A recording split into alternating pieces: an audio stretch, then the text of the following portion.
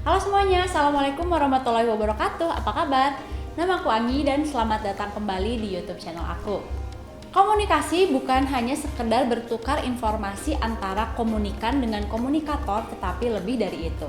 Di dalam dunia kerja, komunikasi sangatlah penting untuk membantu proses kerja itu sendiri dan pastinya memberikan banyak banget manfaat untuk kita. Lalu komunikasi yang baik itu sebenarnya seperti apa sih? Apakah dengan artikulasi yang jelas atau berbicara dalam satu kali nafas dan tanpa jeda kayak nge-rap gitu misalnya? Bukan ya. Ternyata komunikasi yang baik adalah yang bisa menyentuh hati audiensnya. Wah, kayak gimana tuh ya? Dan hari ini aku akan membahas tentang satu buku komunikasi yang lumayan bagus. Judulnya yaitu Bicara Itu Ada Seninya, karyanya Oh Soo-yang. Oh Soo-yang merupakan dosen dan pakar komunikasi terkenal yang ada di Korea Selatan. Daripada berlama-lama, langsung aja yuk kita bahas poin-poin penting yang menurut aku teman-teman harus tahu yang ada di dalam buku ini. Poin yang pertama yaitu kesan pertama. Kesan pertama sangatlah penting. Banyak orang berpikir gak apa-apa deh kesan pertamanya agak kikuk sedikit, agak canggung dan bikin ilfeel sedikit. Yang penting kita bisa memperbaikinya nanti di kesempatan yang kedua. Ternyata anggapan tersebut salah loh, karena kesempatan kedua itu tidak akan terjadi kalau misalkan kita tidak bisa memanfaatkan kesempatan pertama dengan sebaik-baiknya. Contohnya misalkan kita mau PDKT nih, PDKT bukan cuman sama orang yang kita suka aja, tetapi kita bisa melakukannya di dunia bisnis. Contohnya kita akan melakukan pendekatan ke rekan bisnis kita atau klien kita. Misalnya aja pertemuan pertama udah bikin ilfeel nih, gimana kita akan mendapatkan kesempatan untuk bertemu yang kedua kalinya dengan rekan bisnis kita atau orang yang kita sukai. Makanya kesan pertama itu sangatlah penting. Kita juga harus menggunakan kata-kata yang sederhana dalam berbicara. Emang sih kalau misalkan kita menggunakan istilah berbahasa Inggris atau istilah-istilah lain yang kita ketahui, kayaknya terlihat keren atau terlihat pintar gitu ya. Tapi justru itu akan menghambat komunikasi. Poin yang kedua yaitu takut bicara. Siapa nih di antara teman-teman yang masih takut banget buat berbicara di depan banyak orang? Salah satu solusinya adalah dengan meningkatkan kepercayaan diri. Karena pada saat kita percaya diri, maka pembawaan diri kita juga akan lebih positif dan materi juga akan tersampaikan dengan baik. Kita anggap aja audiens atau penonton itu sebagai pendengar setia, tapi jangan anggap mereka sebagai juri.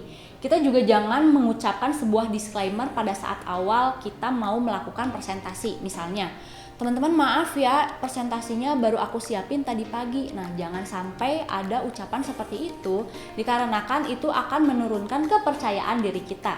Jadi percaya diri aja dan berikan afirmasi yang positif kepada diri kita bahwa kita bisa melalui semua ini dengan lancar dan baik. Tetapi kalau over proud atau terlalu membanggakan diri juga tidak baik ya teman-teman, karena akan membuat audiens malas ngedengerin kita.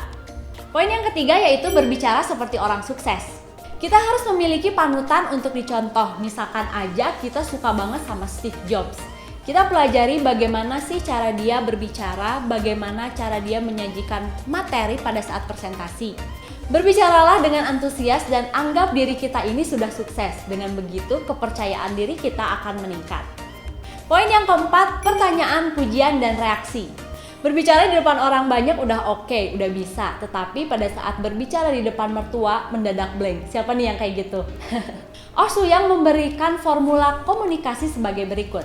Komunikasi sama dengan Q kali P kali R. Question atau pertanyaan adalah bentuk ketertarikan kita pada lawan bicara kita. Kalau misalkan kita tidak tertarik dengan lawan bicara kita, maka komunikasi tidak akan terjadi. Pada saat kita bertemu dengan seseorang yang baru, kita bisa membentuk komunikasi dengan memberikan sebuah pertanyaan dulu. Misalkan namanya siapa, alamatnya di mana, dan lain-lain. Nah, biasanya kalau misalkan sudah ada rasa penasaran atau rasa tertarik dengan lawan bicara kita, maka pertanyaan-pertanyaan lain akan muncul dengan sendirinya. Setelah komunikasi sudah mulai sedikit lancar, kita bisa memberikan pujian kepada lawan bicara kita dengan tulus untuk mendapatkan reaksi yang baik. Contoh lainnya dalam pernikahan nih, katanya 70% pernikahan adalah tentang komunikasi. Dan pastinya kita harus memiliki komunikasi yang baik dengan pasangan kita. Saat sebuah hubungan sudah mulai terasa hambar, maka kita harus memberikan umpan balik kepada pasangan kita. Jadi jangan mau didengar kalau kita tuh juga nggak mau ngedengerin apa yang dibicarain sama pasangan kita. Poin yang kelima yaitu humor. Siapa sih yang suka sama orang yang humoris? Pasti semuanya suka. Tetapi dalam melontarkan sebuah humor itu diperlukan timing yang tepat. Tapi aku tuh kalau misalkan bercanda atau melontarkan sebuah humor itu biasanya garing. Gimana ya caranya biar kita itu terlihat lucu dan menyenangkan? Menurut Oh Soo-young di bukunya, dalam meningkatkan sense of humor kita harus banyak menonton drama dan stand up comedy. Untuk melakukan komunikasi yang persuasif diperlukan punch, sympathize, dan touch. Dua orang asing yang bertemu pastinya mereka tidak akan bisa langsung akrab begitu saja. Pasti pada awalnya mereka itu saling waspada dan saling menilai. Untuk menjalin komunikasi, kita memerlukan punch. Contohnya, kita tanyain aja sama lawan bicara kita, misalnya, udah seminggu ini cuaca hujan terus ya? Atau misalkan, zaman sekarang cari kerja susah ya? Dengan melakukan punch pada awal-awal, pastinya timbul rasa penasaran dari lawan bicara kita. Selanjutnya, untuk menjalin komunikasi diperlukan sympathize atau membuat hati lawan bicara menyatu dengan kita. Oh Soo-young menceritakan pengalamannya pada saat dia berbicara di depan banyak orang. Pada awalnya banyak banget audiensnya itu yang gak memperhatikan dia. Sampai dia berkata seperti ini ya, "Saya tinggal dan besar di pinggir rel. Siang dan malam suara kereta selalu terdengar. Orang tua saya bekerja di pabrik sepatu dan keadaan keluarga kami tidak begitu beruntung. Saya adalah anak yang tumbuh tanpa mimpi." Dan seketika audiens yang tadinya nggak paying attention sama sekali sama Oh Soo-young, mereka bergeser tempat duduk dan meninggalkan handphonenya untuk mendengarkan Oh Soo-young berbicara. Pada saat kita menceritakan sedikit sisi personal dari diri kita, biasanya orang-orang itu akan lebih tertarik dan pastinya akan terus mendengarkan apa yang kita omongin. Mereka pastinya berpikir, ternyata dia juga pernah menderita, ternyata dia juga pernah berjuang sekeras itu. Dan sekarang orang itu bisa berdiri di depan semua orang dikarenakan dia bisa melewati semuanya dengan baik. Yang selanjutnya yaitu touch. Sebenarnya touch ini adalah memberikan sugesti kepada audiens untuk membuat sebuah keputusan. Contohnya kayak gini nih. Nah, berakhir sudah wisata kita pada hari ini. Kini masa depan kalian yang mengejutkan akan dimulai. Lalu contoh lainnya, sekarang saatnya Anda memutuskan setelah mendengar saran yang saya berikan. Next yaitu aturan komunikasi. Ada beberapa aturan komunikasi yang aku mau bacain. Yang pertama yaitu memonopoli pembicaraan akan memperbanyak musuh. Sedikit berbicara dan perbanyak mendengar, semakin banyak mendengar akan semakin baik. Lalu selanjutnya yaitu semakin tinggi intonasi suara, maka makna dari ucapan akan semakin terdistorsi. Jangan menggebu-gebu, suara yang rendah justru memiliki daya. Katakanlah yang ingin didengar oleh lawan bicara, bukan yang ingin diutarakan. Berbicara yang mudah dimengerti, bukan yang mudah diucapkan. Jangan hanya berkata dengan lidah, tetapi juga dengan mata dan ekspresi. Biasanya unsur non-verbal itu juga sangatlah penting daripada unsur verbal. 30 detik di bibir sama dengan 30 tahun di hati. Sepatah kata yang kita ucapkan bisa aja mengubah kehidupan seseorang. Kita mengendalikan lidah, tapi ucapan yang keluar akan mengendalikan kita. Jadi saat kita berbicara, kita harus bertanggung jawab atas apa yang sudah kita ucapkan. Poin yang terakhir adalah jangan ada paksaan. Di dalam bisnis, kita tidak boleh memaksakan calon pembeli atau calon konsumen kita untuk membeli barang yang kita jual. Justru kita harus memberikan banyak banget manfaat untuk calon konsumen kita dan berbicara yang baik dan hangat.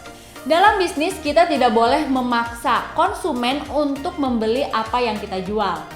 Justru kita harus menawarkan manfaat untuk mereka dan kita juga harus berbicara yang hangat dan menyenangkan. Dengan begitu, mereka akan tertarik kepada diri kita dan mulai melirik produk yang kita jual. Presentasi adalah bukan tentang hebat dalam berbicara. Orang yang jago ngomong belum tentu bisa presentasi, karena biasanya presentasi yang baik adalah bagaimana cara kita mendeliver atau menyampaikan sebuah pesan dengan baik. Kekuatan dalam berbicara bukanlah bakat dari lahir, karena ini merupakan skill yang harus terus kita asah. Sekelas Steve Jobs aja, kalau misalkan dia mau presentasi, latihan dulu kok. It's done, itulah pembahasan buku Bicara Itu Ada Seninya karyanya Oh Soo-young. Buat teman-teman yang sudah baca bukunya dan pengen menambahkan poin penting yang ada di dalam buku ini atau mau mengkritisi isi bukunya, langsung aja tulis di kolom komentar ya. Terima kasih untuk teman-teman yang sudah menyempatkan waktunya menonton video ini dari awal sampai selesai. Dukungan dari teman-teman berarti banget buat aku, membuat aku lebih semangat lagi untuk terus memperbaiki kualitas video aku selanjutnya dan terus membagikan ilmu dan hal positif lainnya kepada teman-teman semua. Jangan lupa like, comment, subscribe, dan share video ini ke teman-teman terdekat kalian. Jangan malas baca buku ya teman-teman. See you next time. Dadah. Assalamualaikum warahmatullahi wabarakatuh.